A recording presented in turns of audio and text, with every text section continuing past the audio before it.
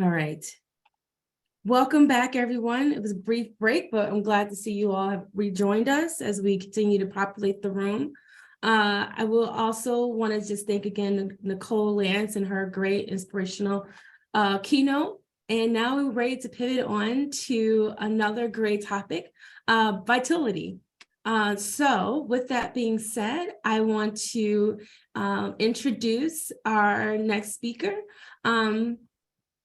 And that is Hayley Cornell Hughes, and she is going to be discussing Hayley, who is a licensed mental health clinician and licensed nutritionist, is passionate about helping employers cultivate their unique cultures of well-being to improve the mental health and vitality of their employees.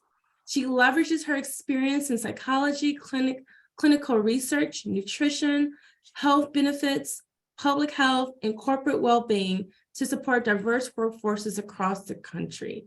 If you can please welcome Hayley Cornell Hughes, and thank you, Hayley, for being here today, and look forward to what you have to share with us. Great, thank you so much. I am really excited I made it to this meeting. I was having a little bit of technical difficulties, so just really happy we're here today, and I am so excited to talk to you about this very important topic of vitality. So for those who don't know what vitality is, we're going to be talking a lot about it today, so just bear with me. But essentially, I think the best way I can quickly explain it as we kick this off, it's really a path for us to understand health on a much deeper perspective. And it's giving us an opportunity to make really meaningful investments in workforce health. And I love this idea of it because the way we're defining vitality is really a state of being, not an active approach to living. So in a second here, I'm going to ask you a question about, stressors impacting work professionals today. But before I do that, I just want to tell you a little bit about what we're going to talk about. So Cigna did a very, very large study on this topic of vitality. And we looked at over 10,000 adults in the US, and we gave them this very, very, very long questionnaire. We're calling it an index that asked several questions on this idea of vitality. And I'm going to share some really interesting data with you all on it, some data that's specific to women, working women, as well as government employees. And then we're going to talk about what do we do now that we know this important information regarding this idea of vitality, which is really, connected to everything regarding our health. But before I do that, I would love, I don't know if I'll be able to see the chat, hopefully, because I am on a different device than I normally use. But I'm very curious if you all can think about what are some stressors that are impacting working professionals today. What are you challenging, or what is really challenging you, or what are things that you're hearing in the news about challenges that working professionals are facing today? Some examples in the chat, whatever you think. Salary, making ends meet. Elder care, yeah, for sure. Workload, childcare, job demands, too much work, less connection. Look at all these coming through. I can't even keep up. Work-life balance, mental health, COVID, constant turnover, salary, commutes, layoffs. Oh man, I'm feeling a little overwhelmed. Maybe technology challenges, work ethics, inflation.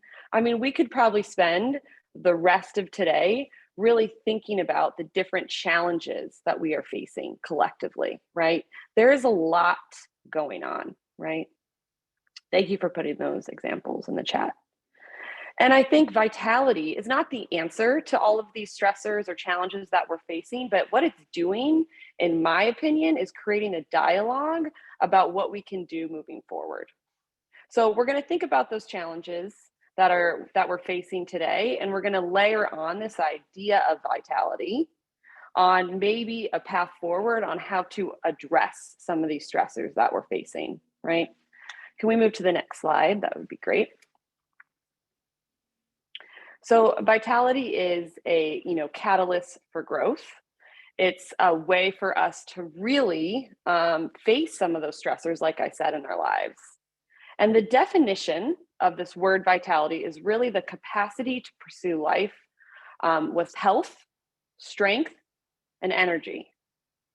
And I think about that, our capacity as humans to pursue life with health, strength, and energy.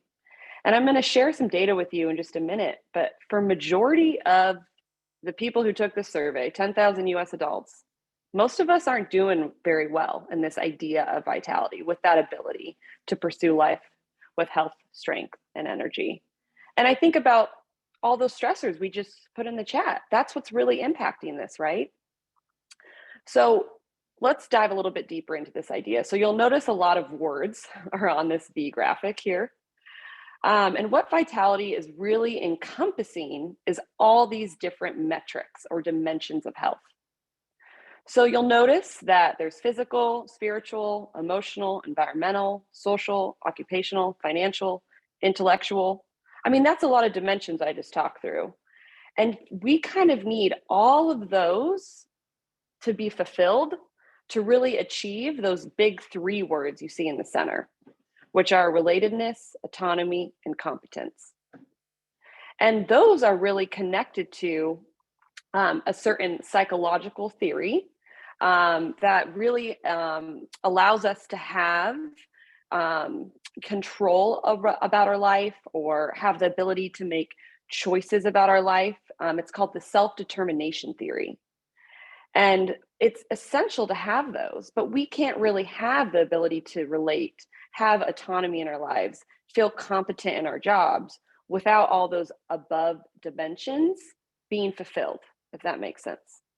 So I think it's also important to think about not everybody is going to put the same weight on those different dimensions of health, right? Some people may really value certain areas. Like for me, physical health is a huge dimension, huge pillar in my life. Like I really want to prioritize my physical health.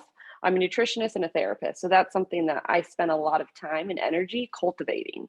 But me cultivating more of my physical health allows me to really pursue other things in my life, right? It gives me emotional health. It also allows me to perform well at my job, right? So those three are quick ones that come to mind.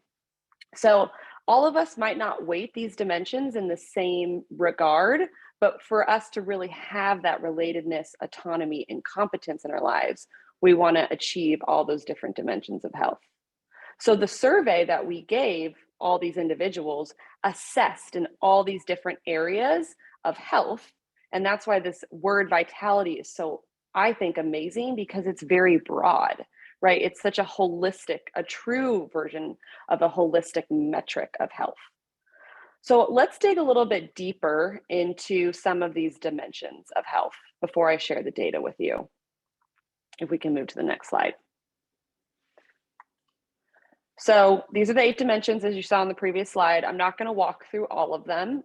As you're looking at the screen, maybe people can put in the chat some that they really value in their own life, whether it's their physical dimension, their social dimension, the environment, right? The environment around you is so critically important. So maybe put some of those in the chat. But later in today, I'm going to talk a little bit more about the occupational dimension. Because what we observed in the vitality study is that government employees, that seems to be the greatest opportunity for change, which I find interesting. And, this is really about balancing work in a way that promotes health and having this idea of personal satisfaction from work, right? Which a lot of us, right, our identity is very much tied to our job, right? We feel good when we perform well at work, right? And that seems to be very true for individuals that work in government roles, which I find, makes sense. You're doing some very important work, right? I'm noticing in the chat that social's popping up a lot. And we're also going to talk about that today, because I think that is so critically important to our overall well-being. And, COVID, not to bring that up, I know it's been quite a few years, but that really impacted us from a connection perspective, right? And the ability to relate, to have connections, to feel we belong is really, really important for our overall well-being, our mental health, our physical health, really everything.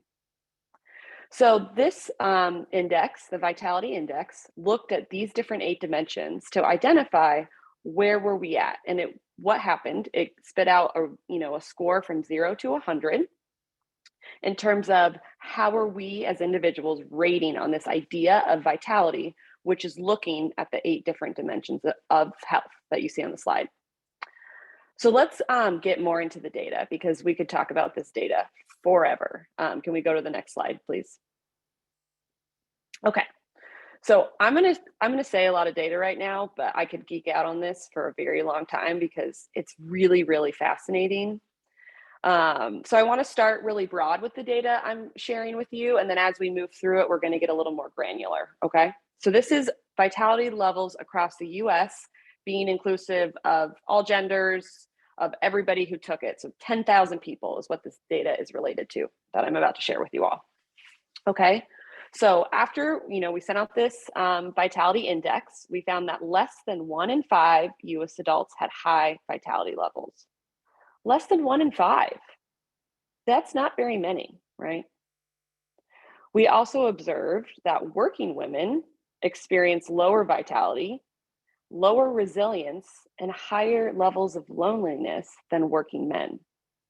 And I think about how much that social dimension just popped up in the chat when I was asking you about which one you value more. I find that really interesting. So working women have lower levels of that compared to working men. We also observed LGBTQ plus adults had lower vitality levels compared to their heterosexual cisgendered peers. Working women were also more likely to report levels of clinical anxiety and depression. Now, I think that's interesting, and I think we could unpack that. Yes, I'm a therapist. Yes, I'll say things like unpack for a while. I think women might be more forthcoming in a survey to report data. So I want us to keep that in mind with a lot of the things that I mentioned today.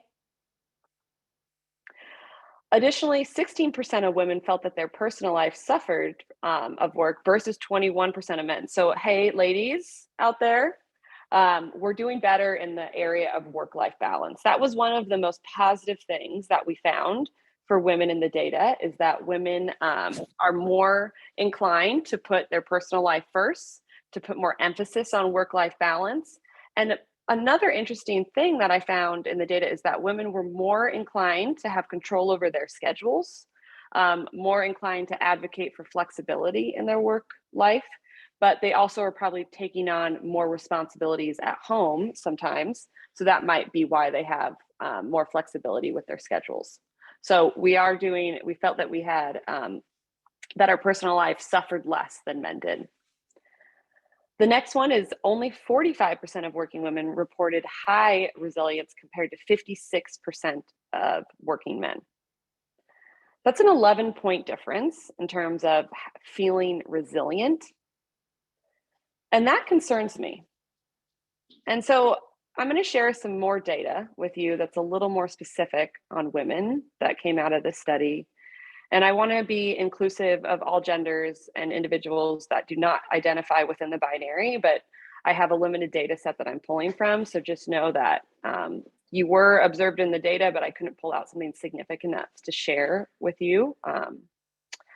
But this data, when I first looked at it, I was like, this is really sad.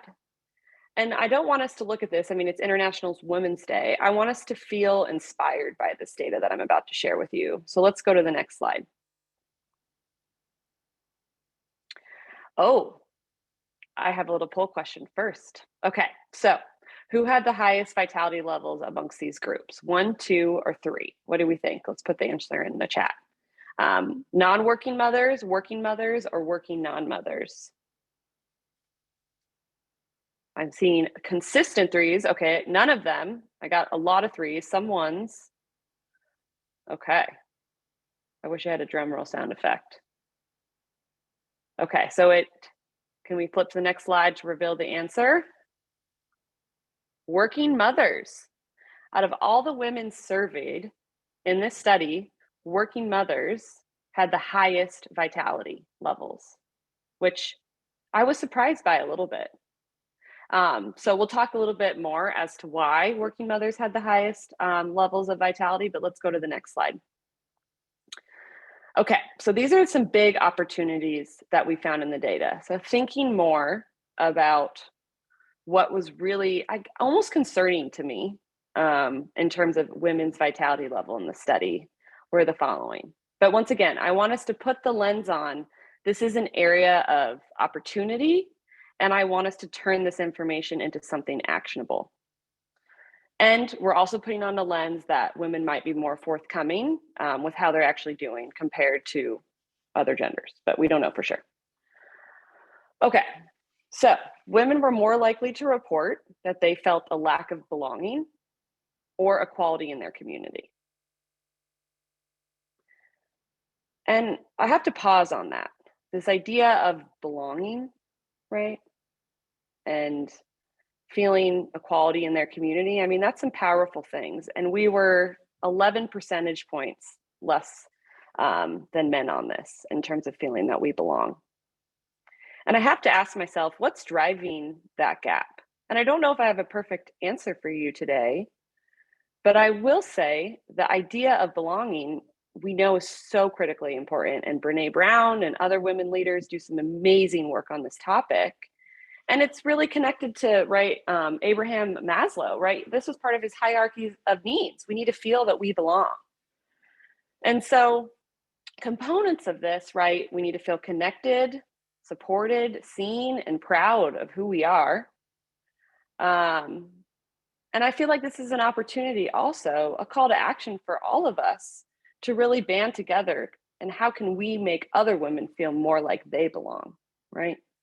Not that it's just up to us, but I think that's a really powerful moment in the data. Another one that I want to call out is women were more likely to feel lonely and lack important critical companionship is something we observed in the data. And now it'd be very naive of me to think that this applies to all women. That is not what I'm saying. This is just themes in the data. But for us to feel lonelier and lack companionship, I mean, what can we do about that? Once again, I want to think about how can we come together, and events like today is a great example. Days like today is a great example of how we can champion around each other and move forward, right? Because we know that social health is so critically important to our well-being. Some other ones that I think are important to acknowledge today have to do with a little bit of job, right? So we felt less satisfied by some of the benefits provided by our employers. Part of this in the data was sometimes women have less access to certain benefits provided because if there aren't full-time employees. So that was one thing just to call out, but that was a significant thing in the data from the vitality study. Another one that, you know, I feel all women, part of this belonging, feeling less lonely, supporting one another. We don't feel that we have the same, you know, opportunities at our job, right? And we're less satisfied with those opportunities, as well as we were less likely to receive a promotion compared to our male counterparts. So I'm feeling activated by this in a positive way of we got to do something about this. And I don't know if I have all the answers as to why, but us having a dialogue around it is a good step in the right direction. So let's move to the next slide here. I want to also provide some positive things that really came out in the data for women. So women with the highest levels of vitality had the following. Consistent across the board. So higher levels of education. They were less likely to watch television, more likely to spend time outside, focus on a nutritious diet, right? That's so critically important to our well-being, had more quality sleep, moved their body more, got that movement for joy in, and were able to have benefits at work and take advantage of them. So all I want to think about is how do we do more of those things? And how do we set ourselves up for success in our lives? Because sometimes that is very hard. We have a very long checklist to get done between working, kids, all the things. But we know getting these things done that you see on the slide is really protective for our vitality And so how do we make more time for this, right? And it would be important for me also to acknowledge that we're not all starting from the same place with some of these protective factors, right? And I think that's just something that we have to hold in our minds, that some of us may have more access to nutritious food or live in a safe neighborhood with clean air where we can spend time outside, right? And that's an important part of this. Now, I want to go back to this idea of belonging, if you can move to the next slide. Because, this is critical, right? How do we foster a sense of belonging for women or for everybody, really? I mean, we could apply this to so many different individuals. But I think this is, for me, the piece that I go back to and all the data I shared is we need to feel we belong, because that is one of the most protective things for our mental health and just functioning, right? So can we put some ideas in the chat of how we can foster collectively activate each other to really support one another, whether it's in the workplace or in our community? And like I said, today is a great example of that. But curious if we can put some examples of how we can continue to foster a sense of belonging for women. Yeah, women leadership chapters in your community. Love that. Encourage each other. Yeah. What else? Women's ERGs. Yes. Mentoring. Yeah. Be kind. Yes. So good. Stand up for each other. Yeah. Find others who match your philosophies, build trust, relationships, be vulnerable, show empathy. Yeah. I love these ideas. Remind others to practice self-care. Yeah, because sometimes it's hard. Our environment doesn't necessarily set us up for success sometimes, right? Lifting one another up in meetings. Yeah, great call out. How can we show up for other women and advocate for their success, not only our own? Call out microaggressions. Yes. Be kind and make efforts to reach out. I'm sorry if I'm not reading out some of the ones that people are putting in. These are quick. Educate men. Yes. I mean, this data is critically important to share, right? And that's why I wanted to talk about it today. So my call to action for you all at this moment is let's foster a sense of belonging for women, and really like all these things that came in the chat. I mean, there's some really powerful things coming through, and all I can say is let's do it together, right? Now I want to switch gears a little bit from focusing specifically on women, and we're going to talk now more about government employees. So these are specific findings that came out of the data for individuals that work in the field that you are all in. So let's talk about that. So 8 in 10 government workers were falling in the low to medium category. So 83% had low or medium. Only 17% of government employees reported high vitality. Okay. So let's talk about why. Let's go to the next slide. So remember I mentioned earlier today about that occupational domain that seems to be a really big opportunity for us to move forward on how can we not necessarily fix, but that's the word that came to mind, evolve, that's what I'll say, some of these things in your job. I mean, you spend a lot of time at your job. It actually came out in the data that you spend more hours at work compared to other working professionals. And so this is an area of opportunity of what can we do to continue to enhance the vitality amongst people who do the work that you all do, which is very important work. So a few things that I want to call out amongst all people who took the survey, 4 in 10 said their work-life balance was suffering because of work. And that might be due to what I just said about working more hours compared to other working professionals. They felt that 42% said they were satisfied with their job. 49% said they felt depleted or burnt out.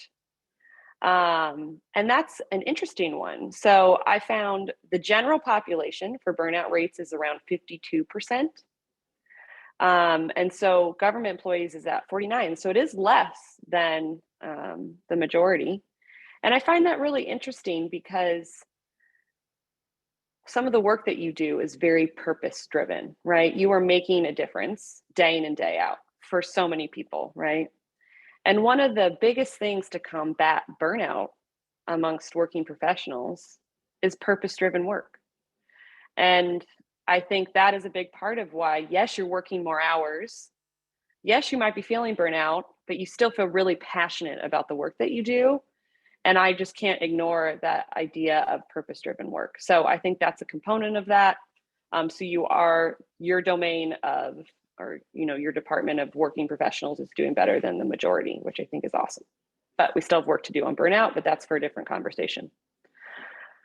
Some other things that we can think about, which I guess goes along this line of burnout, is, work culture, right? That is so critically important. I would say purpose-driven work is essential to combat burnout, and then having obviously a culture around you that supports well-being, right? Pretty obvious. But only 39% of government employees were saying that they felt their work culture really prioritized their health and well-being. So we got work to do there. And I'll talk a little bit about what we can do moving forward, right? I do like the work environment, that they do feel that the work environment is supportive of personal commitments. But also in the data, we found that government employees were less likely to take time off compared to other, working professionals, which is also interesting. Let's go on to the next slide here. So probably no surprise to a lot of people. Also, how I opened today, really talking about stress. Stress level is high amongst individuals in your field. I don't know if the group that's on today would agree, but the data says really everyone's stressed out, but specifically stress level was pretty high amongst government employees. About 70% said they find their work stressful, that they on average are working more, like I said, than the average working professional. And in the chat, under resourced, right? That's a huge part of that, which plays also into the burnout conversation, right? So you're having to work longer hours, take on more work, and then you're, not taking as much time off. So they say you have only 4% of people are missing 4+ days due to stress. So you're not taking a lot of time off, even though you're reporting that you're stressed. So going back to this idea of self-care, which sometimes I don't love that term, right? Because it puts a lot of ownership on the individual to take care of themselves and doesn't necessarily represent the system in which we're in. But that's critical, right? If people are feeling stressed and they're not doing something about it, that's a big problem. So asking ourselves, how do we know when we're stressed? And then what can I do to take time off? But if the system you're working in doesn't set you up for success, right, to really take care of yourself, once again, that's a big challenge. And then you'll see also on the slide, this came through in the chat too, is that there's a lot of understaffing amongst this field, and thinking about taking on additional responsibilities, right? So if you're stressed, there's not enough people, you're taking on more work, then you can't take time off. And then now you're working way more hours in a week than the majority. And I, once again, don't necessarily have an answer for you on this, but I think it's important to acknowledge that this is something that's happening. And I saw in the chat, some people put mental health days. Yay for those. I think that's an awesome idea. All right, let's keep going through this data. This one's also super interesting. So another big component in the data was looking at managerial relationships amongst employees. So we also found that specific to the government section is that they were reporting lower levels of support from their manager. And I know that there's this font, I have no idea how this is looking for you guys, but it's looking tiny on my end for you all. So I will call out some specific ones that I think are important to share, because there's a lot here, but pretty much all of them, we were lower than the majority in terms of feeling support from our managers, which we know that relationship between an employee and a manager can lead to retention, more purpose-driven work, feeling support, right? All those things that are critically important to our well-being. I read a stat the other day that said someone's relationship with their manager is actually more critically important than their relationship with their therapist. So I might be out of a job soon, everybody, if that's true. Just kidding. Okay, So let's look at these different key ones. So I thought my manager listens to how I would do things or how I would like to do things. Only 51% reported that they felt that way compared to 60%. Another one that was really interesting is I feel that my manager provides choices and options. Only 53% said that, compared to 59%. And then another one was I have a lot of freedom to decide where and when I do my work. That was a big discrepancy between everyone surveyed and specific government employees, and 9-point difference there. So pretty significant information in terms of really cultivating that relationship between managers and employees. And I have a little bit of a framework for managers that are on the line of how can we improve this, because like I said, this is so important for retention, productivity, our mental, our physical health, all of those critical elements. So let's go to the next slide here. Click it one more time. Perfect. So a little true false question about working women. So what do you all think is true or false here? Women are less likely to feel that their manager listens to them or receive appropriate recognition or rewards for good performance compared to their male counterparts. I don't think I've seen one false come through yet. Absolutely true. There's a false. True? I don't know. Once again, wish I had a drum roll sound effect. Let's go and see what the data said. True. So women were less likely to feel that they had their manager listen to them or receive appropriate recognition or rewards. But overall, the point difference wasn't super significant here. It was 9 points for feeling like their manager listens to them. So women reported about a 9-point difference lower. And then in terms of good performance, it was a 10-point difference of feeling recognized for their work that they do in terms of good performance. All right, so what are we going to do about that? So this is a few ideas that I have, but I know that that relationship between, a manager and people who report to them is critically important. And, Cigna, not to make it a Cigna commercial, but we're actually developing a training that's really helping lead managers on how to have conversations that are really going to support one's vitality. But basically listening to them, really trying to understand what's going on, asking the right questions, open-ended questions, encouraging your team to speak up and advocate and ask questions about how to move forward. A big one that was critically important for people who had higher vitality in relation to their relationship with their manager. They felt that they had a lot of choices and options, whether that was related to how they work, when they work, and then just how they went forward with tasks, deadlines, etc. So having a lot of choices and options about your work is very protective. Listens to how they want to do things. I mean, none of these things I'm saying are that revolutionary, but these simple things, listening, encouraging, providing choices, using empathy, trying to understand how people see things. I mean, shouldn't all managers be doing that, right? Hopefully.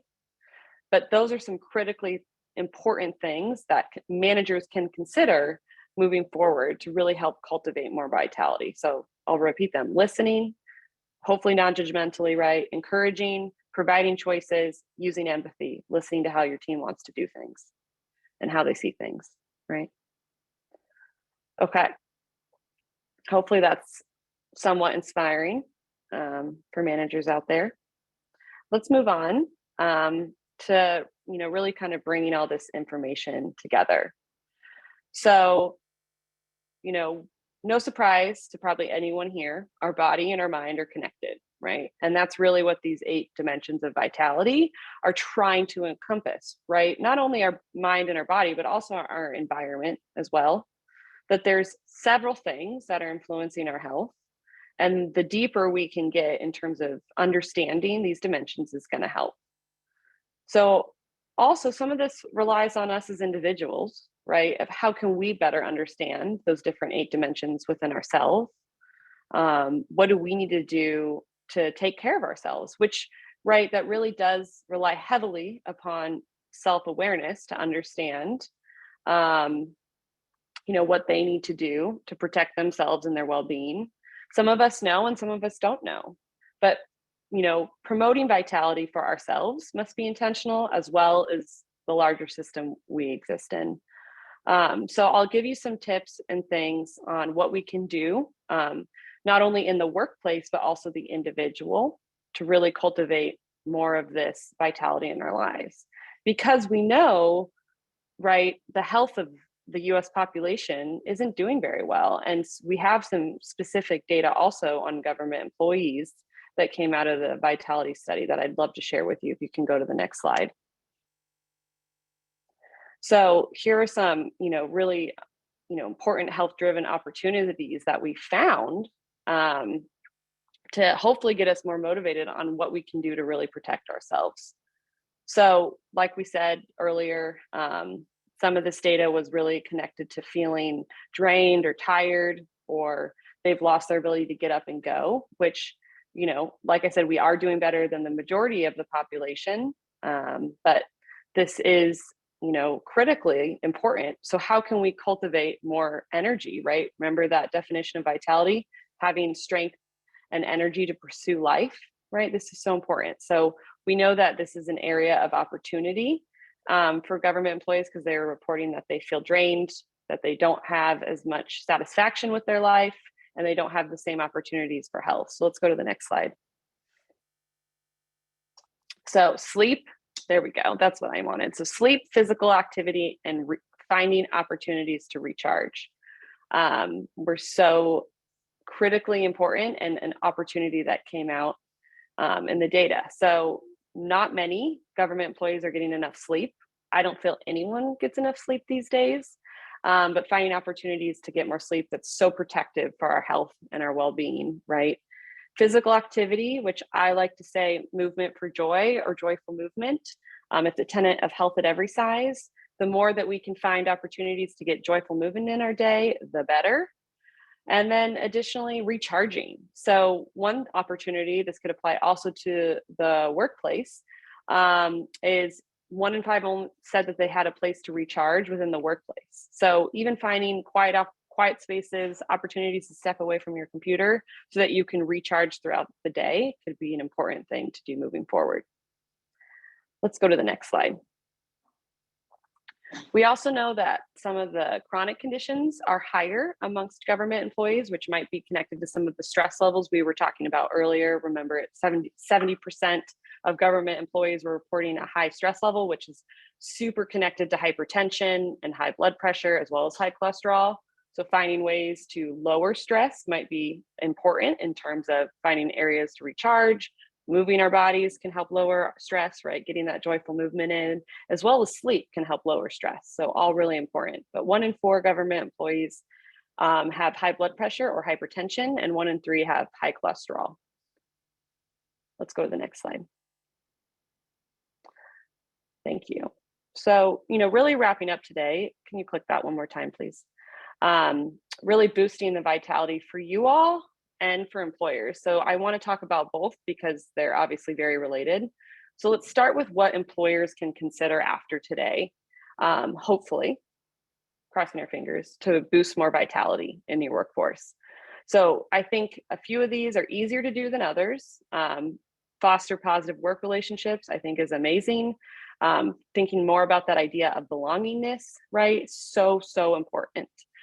Thinking deeper about how managers can cultivate vitality, right, in their workers' lives is really important. I love this idea of quiet places for recharging, right? Stepping away from your desk, having a mindful moment, which we showed you all today. Creating opportunities within the workplace culture for prioritizing well-being, prioritizing health, educating on these important critical topics, and also giving people time away from work, right? How can you give people opportunity to fill their cup up outside of work with their families and their personal commitments? So those are some quick ideas on how to boost vitality for employers. And now for individuals, here are some, few things that you can think about. I'm going to skip down to nurture your purpose because I love that. I think the more that we can reflect on our purpose for work or outside of work, or both, doesn't really matter, that can be incredibly energizing. What is your purpose? What are you doing? What is that guiding light in your life? And so how can you nurture that, right? Which then ties into all the other things that are on this slide. So whether it's connecting with others, going for a walk, getting outside, focusing on sleep, identifying those coping skills for stress, prioritizing nutrition, all of those things at the end of the day are going to make you have more vitality, which is going to allow you to nurture that purpose. So whatever really jumped out at you today, right, in terms of some techniques to take better care of your health, I hope something did. But nutrition, sleep, movement, all of those things are important. All right, I think we have one more slide. If you can move to the next slide. So I saw some interest in the chat. There's a team at Cigna. I'm on this team, Workplace Wellbeing Services, and we're constantly trying to innovate our solutions for employers across this country to help create better cultures of health. And we have, a team of people that are focused on workplace culture and vitality, on health equity, on food culture and mental health. And so we have some really powerful innovative seminars for employees and managers. So if you're interested in this, you can contact one of your lovely Cigna representatives to learn more. Thank you all. I have a couple minutes for questions. I apologize, we got started a little late, but I hope everyone's feeling inspired by this critical data on vitality. And I encourage you all to do some of those amazing things that we shared in the chat today. So thank you for your time and engagement in the chat. Appreciate it. Thank you, everybody. Thank you. Thank you, Hayley. Appreciate that. And it doesn't look like I see any questions in the Q&A. Appreciate the thank yous and appreciate your words of wisdom. Nurture your purpose. I think it's a great takeaway. And I think that also is kind of the theme of today. So thank you. I just want to say to all who were able to join us, I appreciate you all for spending the day, the afternoon, early afternoon or morning still for some of you, nourishing ourselves, as I like to say. This is definitely a nourishing conversation. And, as we celebrate International Women's Day, I want to thank all of our speakers and participants, and especially hearing the themes of the day.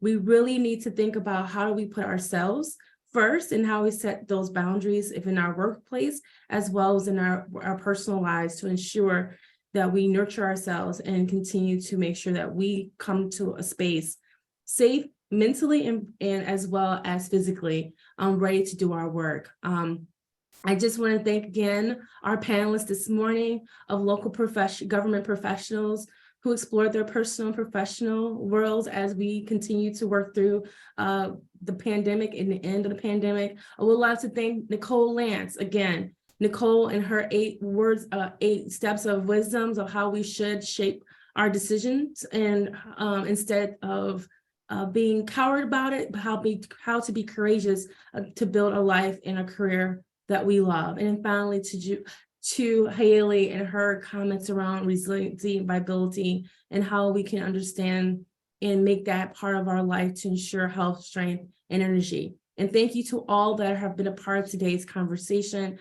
Again, appreciate the staff behind the scenes at ICMA, making sure that the recording took place. And I apologize for all the hiccups, but that's what we deal with, and we keep on moving. We're government employees. We never have a perfect day. So recognizing that, please note that if you are interested in hearing this playback, it will be available on the ICMA website soon. To you all, happy International Women's Day, and enjoy the rest of your day. So then, have a wonderful rest of your week. Bye-bye.